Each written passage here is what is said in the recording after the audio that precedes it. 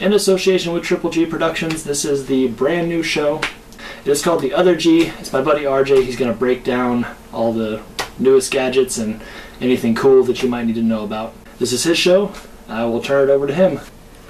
I'm RJ, and this is The Other G. Hello nerdlingers, I'm RJ, this is The Other G. Basically I'm going to be here talking to you about whatever I want to talk about gadget-wise, gear-wise, whether it be Star Wars toys or the coolest thing in the world, which quite possibly might be what we're going to talk about tonight, Google Glass. Basically what it is an attempt to make a wearable computing device, and they're going to bring it into the mainstream instead of it being just some crazy guy in the cellar sticking a piece of a monitor to his face attached to an HD video camera.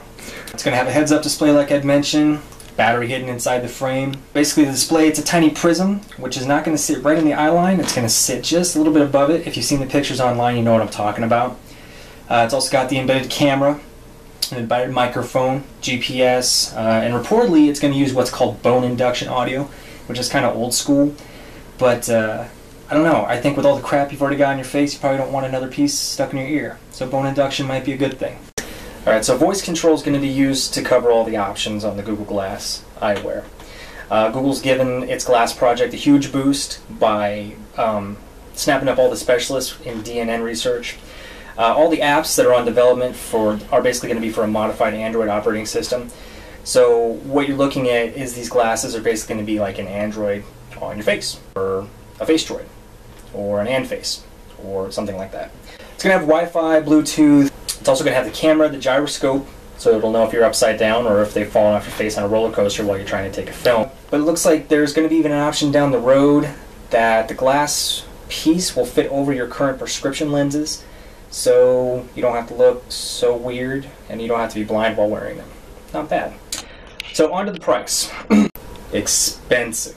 The demos that were put out a few months ago ranged to $1,500, and that was just for the privilege to experience the Google Glass thing. What you're looking at on dispense is going to be about $750. That's ballpark. I would expect it to go down fairly quick from there once they gain popularity. Alright, so Google's got their thing. You know there's going to be competition out there. Apple would be your first guess, although their product is noticeably missing right now. They have nothing even in the patent office. Sony does, however, have something in the works and has submitted to the patent office, but the details of that are kind of sketchy. There's nothing out there right now. The big one that's caught my attention is the Baidu Eye, or the Baidu Eye. I'm not sure how to pronounce it because up until I studied the Google Glass, I never heard of Baidu. I use Google. I don't use Baidu. I'm not a Chinese man. I don't use Baidu. And if somebody in China sees this, which may never happen, don't get insulted. Okay? I mean, I'm an American. I guarantee you mispronounce Hulk Hogan's name every single day of the week if it's on that show. But basically what that is, the Baidu Eye, it's described as facial recognition software. So even that by itself is not quite what Google Glass is trying to achieve. So that platform just allowing you for facial recognition and that purpose alone, not quite the same thing. Alright, so on to the good. A smartphone for your face? Yes, please. Absolutely. As long as the tech works like it should, this could be the next step in human/computer evolution. If augmented reality could be put in with it, that would be golden, and the possibilities would be endless. You know, sign me right up. The bad.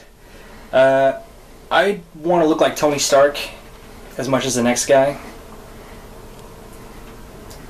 but at the end of the day, I don't know if I could handle having an interface attached to my face all day long. Also, voice control is not on the winning side with me right now. I've tried to use the software on my Android before, and it's a pretty big disappointment. The third thing, advertisements. That's a scary thing for me regardless. On my phone, my computer, I don't need that in my eye as well. Google has stated that the apps are going to be limited to none, which means the apps are going to be, you know, expensive to really expensive, you know, cut back to previous expensive.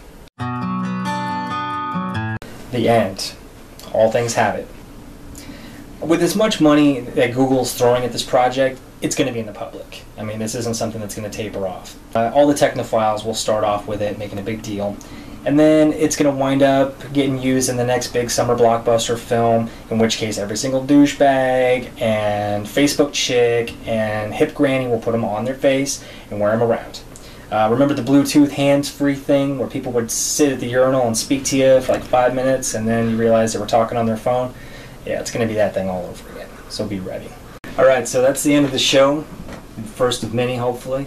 I want to say thank you to my friend Eric for getting the YouTube page up and running and allowing all of us the shot to get our stuff up there. It feels good to spread my knowledge with the world, despite the fact it's the exact same thing y'all can get off the internet, but you're lazy and you come to me, and I appreciate that. We all do. I want to give a shout out to my friend Kane for my awesome Christmas present. I promised him I'd put it in my first video. AT-AT. It's not going to look this way for everybody, I promise. I'm going to paint it. Eventually it's going to look way better. Make sure you follow us on the YouTube pages, subscribe, hit all the buttons that you need to hit. I don't even know if they all are anymore. And by the way, Twitter, follow Eric at Eric the Catalyst Twitter account. Follow me at Spectre CLS07, Spectre Class 7 for the Savant Twitter account as well. Thank you very much.